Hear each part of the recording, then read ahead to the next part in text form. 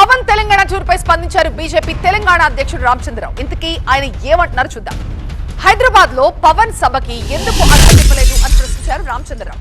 Telangana sentiment రెచ్చగొట్టాలని BRS Congress ప్రయత్నాలు చేస్తున్నాయన్నారు. ప్రజాస్వామ్యంలో ఎవ్వరు ఎక్కడైనా సభలు పెట్టుకోవచ్చన్నారు. పవన్ సభ పెడతానంటే బీఆర్ఎస్ కాంగ్రెస్ నేతల గుండెల్లో రైళ్లు పరిగెత్తాయంటున్నారు రామచంద్రరావు. ఇమ్మీడియట్గా రియాక్ట్ ఇస్తాం. మీ ఇల్లే ఎవరు అన్నారా లేదా మాకేం తెలియదు. అట్లా ఎవరైనా నాకు తెలిసింది ఏంటంటే ఒక కాంగ్రెస్ మంత్రి అన్నాడని, ఆయన జాగిరా తెలంగాణ అని అన్నాడని, దానికి నిన్న ఈయన తెలంగాణ 4 కోట్ల జనాభా జాగిరని ఈయన అన్నాడు. ఈ 4 కోట్ల జనాభా జాగి ఇప్పుడు అంటుండు, గతంలో మా కుటుంబం జాగిరి అని చెప్పి వాళ్ళు పరిపాలించారు. కాబట్టి వాళ్ళ మాటలు నేనైతే వినలేదు.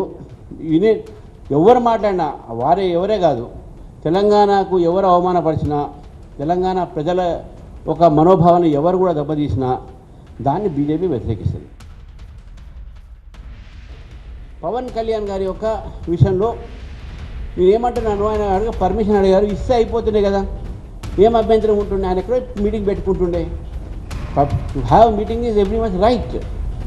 దాన్ని ఎందుకు ఇవ్వలేదు అనేది డెఫినెట్గా they have right to answer question them. And వాళ్ళు అడిగారు, ఇవ్వలేదు పర్మిషన్.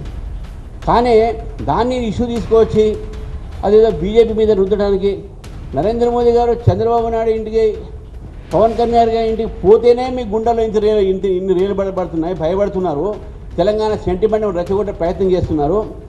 నేను బీఆర్ఎస్ పార్టీని ఒకటే మాట్లాడుతున్నాను, ఏ ఎంఐఎం అయితే తెలంగాణని తిట్టింది, తెలంగాణ ఉద్యమంలో పార్టిసిపేట్ చేయలే, మీరు గెలిచిన తర్వాత ఫస్ట్ మీరు గలా మిలాయించింది ఎంఐఎంతో. మరి తెలంగాణకు వ్యతిరేకంగా మీరు పనిచేసిన శక్తులకు మీరు చేశారా?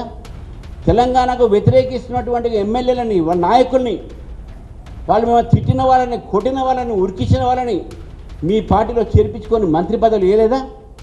కానీ తెలంగాణ కోసం మీరు పెద్ద చేసినట్ట అధికారం రాగానే మీ ఇష్టపడి చేస్తారా మీరు? ఇటు కాంగ్రెస్ పార్టీ కూడా అడుగుతున్నాను, మీ పార్టీ ఎంపీనే ప్రిపేర్ చేస్తే ఆయన మీద ఏం యాక్షన్ తీసుకున్నారు? మొన్న ఎన్టీ రామారావు విగ్రహం పెట్టారు, బాగుంది, మంచిది, సంతోషం.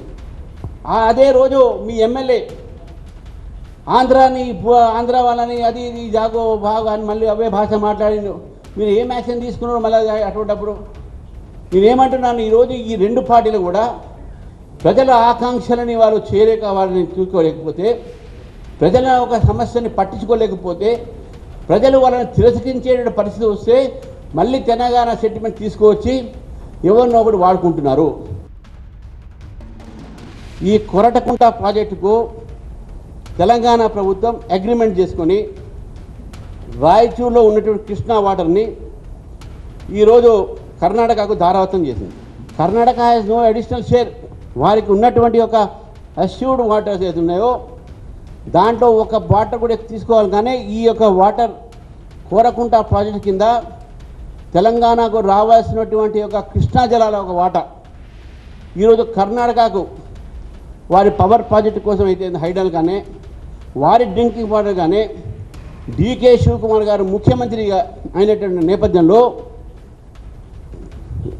రేవంత్ రెడ్డి గారు తెలంగాణ ప్రజలకు రావాల్సిన వాటా, కృష్ణా వాటర్ని కూడా ఈరోజు రాయచూర్ ప్రాజెక్టు కింద డీకే శివకుమార్ గారికి బహుమతిగా ఇచ్చారు. తెలంగాణకు రాకుండా వాటా రాకుండా నీరు, నిధులు, నియామకాల్లో ఈ 2 ప్రభుత్వాలు కూడా తెలంగాణ వచ్చినంత వైఫల్యం చెందారు.